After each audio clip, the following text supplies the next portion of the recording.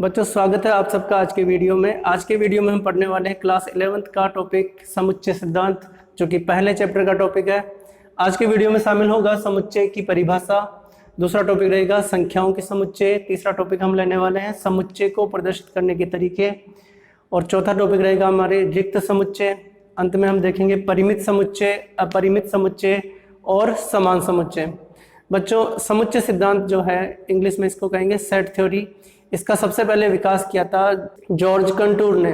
बच्चों समुच्चय सिद्धांत का जो उपयोग है वो गणित की अन्य सभी शाखाओं में होता है। इसका अलग से कोई इम्पोर्टेंस अधिक नहीं होकर के गणित की प्रत्येक शाखा में इसका उपयोग होता है। तो ये एक आधारभूत संकल्पना है, इसको हमें ध्यान से पढ़ना है। तो बच्चों करते हैं आज की वीडियो की शुरुआत। तो बच्चों शुरू करते हैं आज का पहला टॉपिक समुच्चय की परिभाषा। समुच्चय की परिभाषा पढ़ने से पहले हमें वस्तुओं के संग्रह को समझना होगा। वस्तु या ऑब्जेक्ट, ब्रह्मांड में या यूनिवर्स में जितनी भी सजीव या निर्जीव वस्तुएं हैं उन्हें हम ऑब्जेक्ट कहेंगे। पर दूसरा शब्द जो यहाँ पर आ रहा है वो है कलेक्शन। इससे हम सब परिचित हैं। कलेक्शन का अर्थ होता है संग्रह या समूह बनाना। बच्चों यहाँ पर मैंने 5 उदाहरण एक तरफ लिखे हैं और 5 उदाहरण दूसरी तरफ लिखे हैं। इन उदाहरणों को हम ध्यान से देखते हैं। बच्चों पहला उदाहरण है 210 के भाजकों का संग्रह या कलेक्शन ऑफ डिवाइजर्स ऑफ 210। यदि हम देखना चाहें कि कौन सी संख्या इस संग्रह में आएगी अथवा कौन सी नहीं, बच्चों हम यहाँ स्पष्ट रूप से कह सकते हैं कि इस संग्रह में संख्या 2 अवश्य आएगी, क्योंकि 2 210 की भाजक है। 10 भी इस संग्रह में आएगी, क्योंकि 10 भी 210 को विभाजित करती है। तो वो सभी संख्याएं जो 210 की भाजक है वो इसमें आएगी, और जो भाजक नहीं है वो इसमें नहीं आएगी। दूसरा उदाहरण है समीकरण x² - 5x + 6 = 0 के मूलों का संग्रह, यानी कि कलेक्शन ऑफ रूट्स। हम यहाँ देख सकते हैं कि इस समीकरण के जो 2 मूल होंगे वो है 2 और 3। ये दोनों इस संग्रह में आएंगे। इनके अलावा कोई संख्या आएगी अथवा नहीं। अगर हमसे कहा जाए कि संख्या 5 इस कलेक्शन में आएगी अथवा नहीं, तो हम यहाँ पर चेक कर सकते हैं। इसमें 5 रख करके देखेंगे। अगर वह समीकरण को संतुष्ट करती है तो वह संग्रह में आएगी, और नहीं करती है तो संग्रह में नहीं आएगी। तो यहाँ भी हम संग्रह में आने वाली वस्तुओं या संख्याओं के बारे में स्पष्ट रूप से निर्धारित कर पा रहे हैं। तीसरा उदाहरण है सप्ताह के दिनों का संग्रह। हम सब जानते हैं सप्ताह के जो 7 दिन है वो सारे इस संग्रह में शामिल होंगे। चौथा उदाहरण है अंग्रेजी वर्णमाला के स्वरों का संग्रह। तो अंग्रेजी वर्णमाला या इंग्लिश अल्फाबेट्स में अगर हम देखें ए, तो हम कह सकते हैं कि जो स्वर है ए, ई, आई, ओ, यू, ये इस संग्रह में आएंगे। किसी अन्य अक्षर के बारे में हम कह सकते हैं कि स्मॉल बी, हम कह सकते हैं कि बी इस संग्रह में नहीं आएगा, क्योंकि यह स्वर नहीं है। तो हम यहाँ पर भी निर्धारित कर पा रहे हैं कि संग्रह में कौन सा अवयव आएगा। 100 से कम सभी प्राकृत संख्याओं का संग्रह। जब हमारे सामने कोई प्राकृत संख्या होगी तब हम स्पष्ट रूप से निर्धारित कर पाएंगे कि वह इस समूह में आएगी अथवा नहीं। जैसे 103 इस समूह में नहीं आएगी, 55 इस समूह में आएगी, क्योंकि 100 से कम जितनी भी प्राकृत संख्या है, यानी कि 1 से लेकर के 99 तक, वो सभी इस संग्रह में आएगी। बच्चों 5 ऐसे ये उदाहरण हैं जिनमें हम संग्रह में आने वाली वस्तुओं के बारे में स्पष्ट रूप से निर्धारित कर पा रहे हैं। 5 अन्य उदाहरण मैंने यहाँ पर लिखे हैं। भारत के 10 सबसे प्रतिभाशाली लेखकों का संग्रह, मोस्ट टैलेंटेड राइटर्स का कलेक्शन। दूसरा है विश्व के 5 सबसे खतरनाक जानवरों का संग्रह, collection of most dangerous animals. तीसरा है विश्व के 10 सबसे अमीर व्यक्तियों का संग्रह। चौथा है विश्व के 11 सर्वश्रेष्ठ खिलाड़ियों का संग्रह, और 5वां है सबसे अच्छी पुस्तकों का संग्रह। बच्चों आप इन सभी उदाहरणों में देखोगे कि कुछ शब्द ऐसे आते हैं जैसे सबसे प्रतिभाशाली लेखक, सबसे खतरनाक जानवर, सबसे अमीर व्यक्तियों का संग्रह, सर्वश्रेष्ठ खिलाड़ियों का संग्रह और सबसे अच्छी पुस्तकों का संग्रह। ये ऐसे शब्द हैं जिनसे हम स्पष्ट रूप से निर्धारित नहीं कर पाएंगे कि कौन सी वस्तु इस कलेक्शन में आएगी अथवा कौन सी नहीं। जैसे विश्व के सबसे खतरनाक जानवरों के संग्रह में कोई जानवर आएगा या नहीं आएगा, ये चुनने वाले व्यक्ति पर निर्भर कर रहा है। हो सकता है कि दूसरा व्यक्ति उससे सहमत नहीं हो। इसी प्रकार प्रतिभाशाली लेखकों का संग्रह जब हम करेंगे तो हो सकता है कि हमारे अनुसार प्रतिभाशाली लेखक कोई और हो और किसी दूसरे व्यक्ति के अनुसार उस सूची में कोई अन्य नाम आए। तो यहाँ पर हम स्पष्ट रूप से निर्धारित नहीं कर पा रहे। तो इन सब उदाहरणों में हम देखते हैं कि वस्तुओं के संग्रह की बात हमने की है, तो कुछ ऐसे उदाहरण हैं जहाँ पर हम स्पष्ट रूप से निर्धारित कर पा रहे हैं और कुछ ऐसे उदाहरण हैं जहाँ पर हम स्पष्ट रूप से निर्धारित नहीं कर पा रहे। यहीं से समुच्चय की परिभाषा निकलती है। वस्तुओं के सुपरिभाषित संग्रह को हम समुच्चय कहेंगे। तो समुच्चय की परिभाषा हो जाएगी वस्तुओं का सुपरिभाषित संग्रह समुच्चय कहलाता है।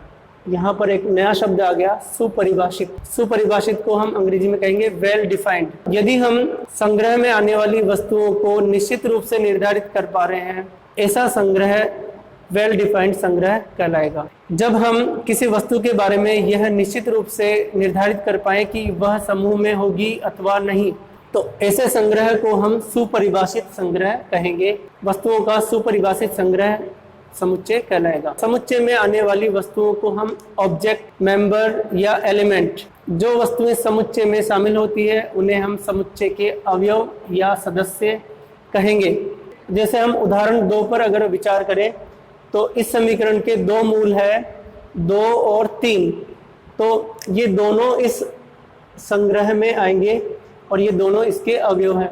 बच्चों, समुच्चय लिखते समय हम समुच्चय के अवयवों को मझले ब्रैकेट में लिखते हैं और अवयवों के बीच में हम कॉमा का उपयोग करते हैं। यहाँ हम कह सकते हैं कि 2 इस समुच्चय का अवयव है, 3 भी इस समुच्चय का अवयव है। इसी प्रकार यहाँ पर चौथे उदाहरण में हम अंग्रेजी वर्णमाला के स्वरों का संग्रह करेंगे, ए, ई, आई, ओ, यू। इस तरीके से हम इनको समुच्चय रूप में प्रदर्शित करेंगे। बच्चों, यहाँ ध्यान देना आवश्यक है कि अवयव किस क्रम में लिखे हुए हैं यह महत्वपूर्ण नहीं है और किसी एक अवयव को हम 2 बार भी नहीं लिखेंगे। दूसरे उदाहरण में जो समीकरण लिखी हुई है x² - 5x + 6 = 0 के मूलों का संग्रह, अगर हम इसे समुच्चय रूप में प्रदर्शित करें तो इसके जो मूल होंगे वो होंगे 2 और 3। उन्हें हमें इस तरीके से लिखना होगा, कोमा लगाते हुए हम लिखेंगे। साथ ही हम इन्हें इस तरीके के ब्रैकेट में लिखते हैं। इसे हम बोलते हैं मझला ब्रैकेट या फिर कर्ली ब्रैकेट। बच्चों, समुच्चय को जब भी हम प्रदर्शित करेंगे उसे हम कैपिटल लेटर से हम उनका नाम देंगे। जैसे इस समुच्चय का नाम मैंने रख दिया यहाँ पर कैपिटल ए। अगर कोई संख्या या वस्तु उसका अवयव है तब हम इस तरीके से लिखेंगे 2 अवयव है ए का। इस बात को हम इस तरीके संक्षेप में लिख सकते हैं 2 बिलोंग्स टू ए। बच्चों, यहाँ पर ये जो ई के जैसा प्रतीक दिख रहा है इसे कहते हैं एप्सिलॉन। ये यूनानी वर्णमाला का एक अक्षर है। इसको हम इस तरीके से पढ़ेंगे 2 बिलोंग्स टू ए, या 2 अवयव है ए का। इसी प्रकार हम ये भी लिख सकते हैं कि 3 अवयव है ए का। और अगर कोई संख्या इसके अवयव नहीं है तो हम इस तरीके से लिखेंगे जैसे 1 not belongs to A. Students, अब हम बात करते हैं संख्याओं के समुच्चय की। यहाँ पर विभिन्न प्रकार की संख्याओं के नाम मैंने लिखे हैं। अब हम इन समुच्चयों को, इन संग्रहों को या समुच्चयों को हम स्पेसिफिक नाम देने वाले हैं। भविष्य में जब भी वो नाम आएगा तब हम उसका अर्थ इसके अनुसार समझेंगे। सबसे पहले है प्राकृत संख्याओं का समुच्चय। बच्चों, सब जानते हैं प्राकृत संख्या होती है 1, 2, 3, 4 इसी प्रकार। इन सभी के समुच्चय को हम व्यक्त करने वाले हैं कैपिटल एन से। तो प्राकृत संख्याओं का समुच्चय हम लिखेंगे कैपिटल एन। एन जो शब्द है ये नेचुरल नंबर शब्द का पहला अक्षर है जिससे ये बना है। पूर्णांकों के समुच्चय को हम व्यक्त करेंगे जेड से। बच्चों, पूर्णांकों का समुच्चय हम जानते हैं इसके अंदर आएगा 0, 1, 2, 3, 4 इसी प्रकार, और -1, -2, -3 इसी प्रकार आगे संख्याएं आती रहेगी। इन्हें हम पूर्णांक कहेंगे और उन सभी पूर्णांकों के समुच्चय को हम z से व्यक्त करेंगे। बच्चों, अगर बात आए कि धनात्मक पूर्णांक को किस तरीके से व्यक्त किया जाए तो इसको हम z प्लस से व्यक्त करेंगे। अशून्य पूर्णांकों का समुच्चय, इस समुच्चय में सभी पूर्णांक होंगे सिवाय 0 के, तो इसे हम व्यक्त करेंगे z 0 से। यहाँ पर नीचे की ओर 0 लिखते हैं। बच्चों, परिमेय संख्याएं हम जानते हैं जो p/q के रूप की होती है उन सभी संख्याओं के समुच्चय को हम व्यक्त करेंगे कैपिटल Q से।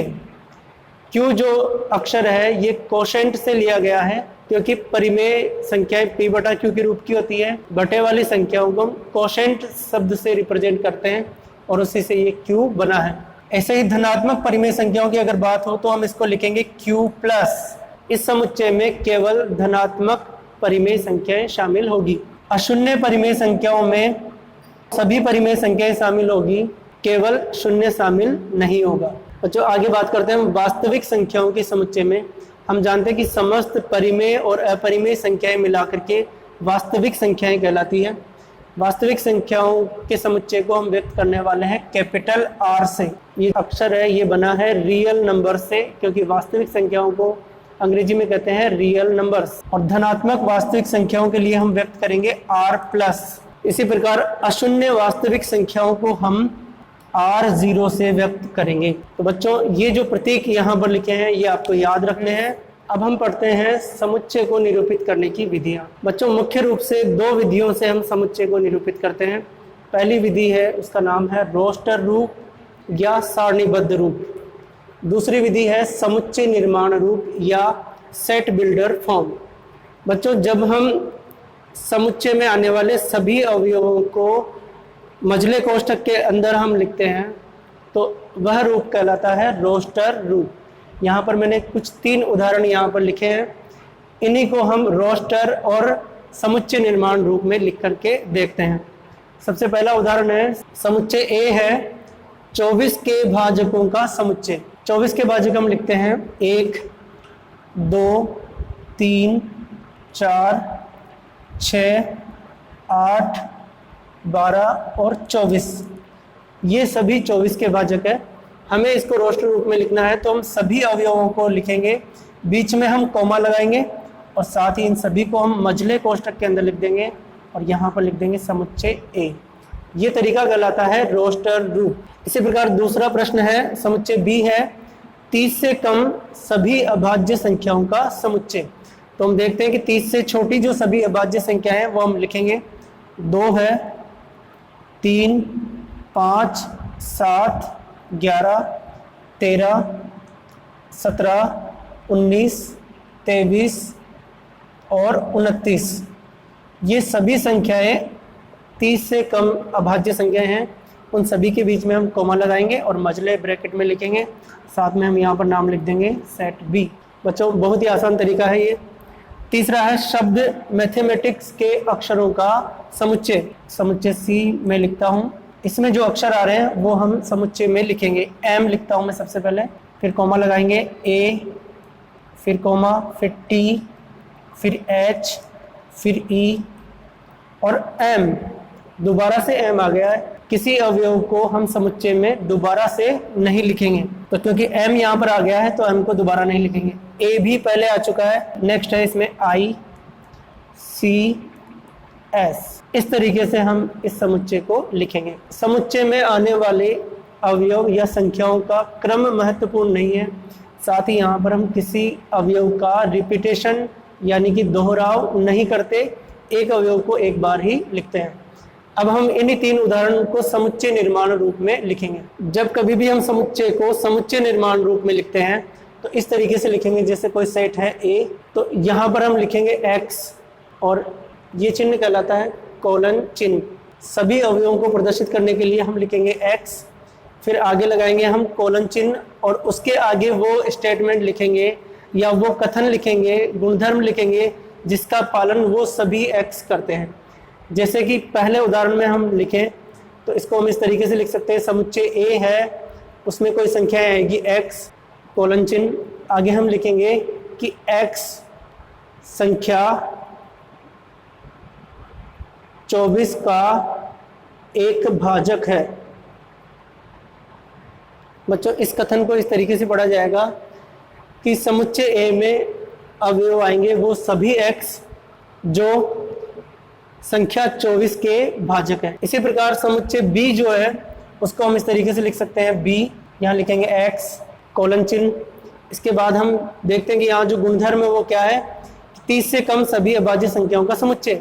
तो जो X अवयव लिखा है तो क्या लिखेंगे, X 30 से छोटी अभाज्य संख्या है। तीसरा सेट है C, उसको इस तरीके से लिखेंगे x, जहां इसके अंदर कौन से लेटर्स आ रहे हैं, मैथमेटिक्स शब्द के अक्षर हैं। तो हम लिखेंगे जहां x शब्द मैथमेटिक्स का एक अक्षर है। इस तरीके से हमें लिखना है। तो बच्चों अब आपके समझ में आया होगा कि समुच्चय को हम दो रूप में प्रदर्शित कर सकते हैं।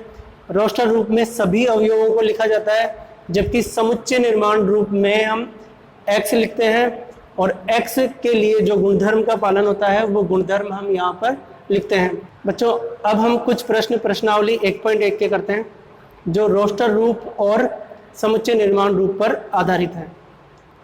बच्चों यहाँ पर मैंने दो प्रश्न लिखे हैं, क्वेश्चन नंबर 3 और क्वेश्चन नंबर 4। क्वेश्चन नंबर 3 लिखा है, उसमें से मैंने 3 प्रश्न लिए हैं, पहला, तीसरा और 5वां। हमें इन तीनों को रोस्टर रूप में लिखना है। समुच्चय A है जिसमें अवयव है x, जहां पर x एक पूर्णांक है, x की वैल्यू -3 से बड़ी है और 7 से छोटी है। अगर हम संख्या रेखा पर इनको प्रदर्शित करें, 7 और ये -3, इन दोनों के बीच में जो संख्याएं हैं वो सभी यहाँ पर शामिल हो जाएगी। 0, 1, 2, 3, 4, 5, 6, -1, -2, इन दोनों के बीच की जो सभी संख्याएं हैं ये हम समुच्चय में लिखेंगे। तो समुच्चय A हो जाएगा -2, -1, 0, 1, 2, 3, 4, 5 एंड 6।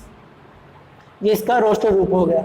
अगला प्रश्न है x, समुच्चय C है जिसमें x 2 अंकों की प्राकृत संख्या है जिसके अंकों का योगफल 8 है। तो बच्चों 2 अंकों की संख्या है और योगफल 8 आना चाहिए, तो हम इस तरीके से लिख सकते हैं 1 7, क्योंकि 1 + 7 इनका योग आ रहा है 8। इसी प्रकार हम 71 भी लिख सकते हैं क्योंकि इनका योग भी 8 है। 6 2 एंड 2 6, 3 5 5 3 और साथ ही एक संख्या और होगी 4 4।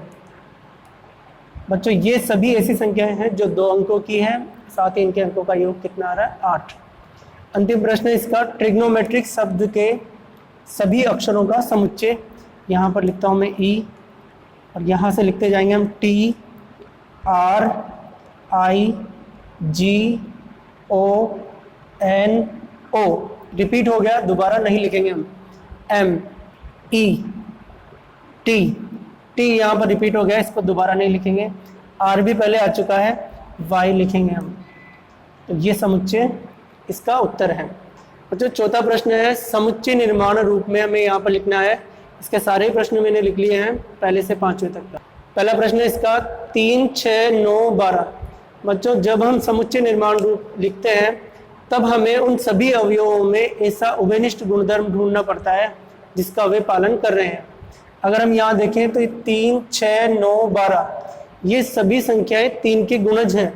तो हम इसको इस तरीके से लिखेंगे x, जहाँ x = 3n, 3 के गुणज को हम 3n टाइप से लिख सकते हैं, जहाँ n की वैल्यू कहाँ से कहाँ तक है।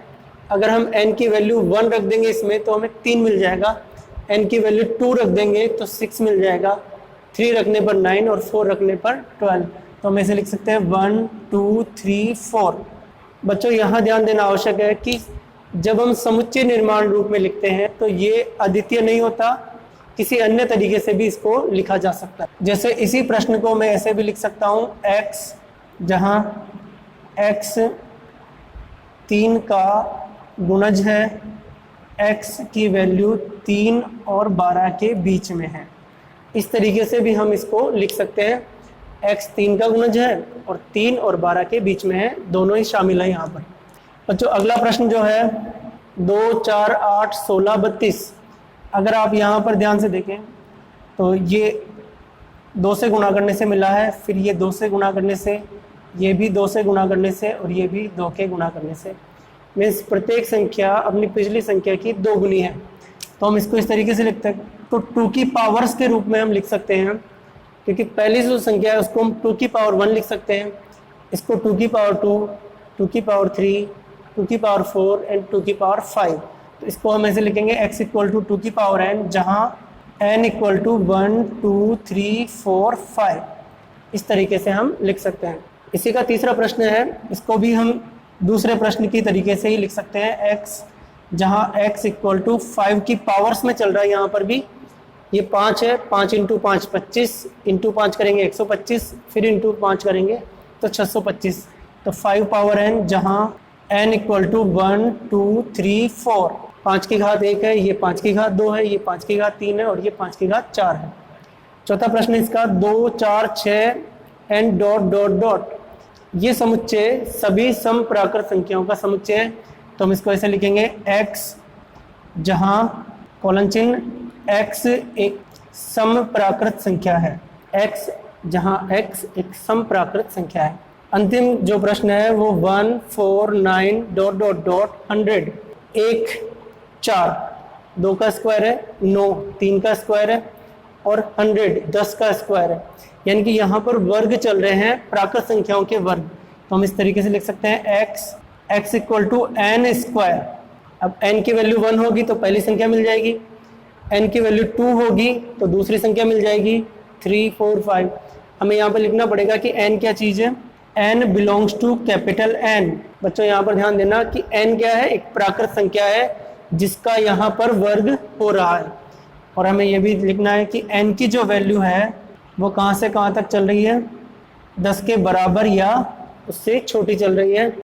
इधर लोअर लिमिट लगाने की जरूरत नहीं है क्योंकि प्राकृत संख्याएं 1 से ही शुरू होती है, इसलिए इधर लिखने की जरूरत नहीं है। n की वैल्यू 10 के बराबर या छोटी है, यानी कि ये समुच्चय 10 या 10 से छोटी प्राकृत संख्याओं के वर्ग करने पर प्राप्त संख्याओं का समुच्चय है। अगला टॉपिक है रिक्त समुच्चय।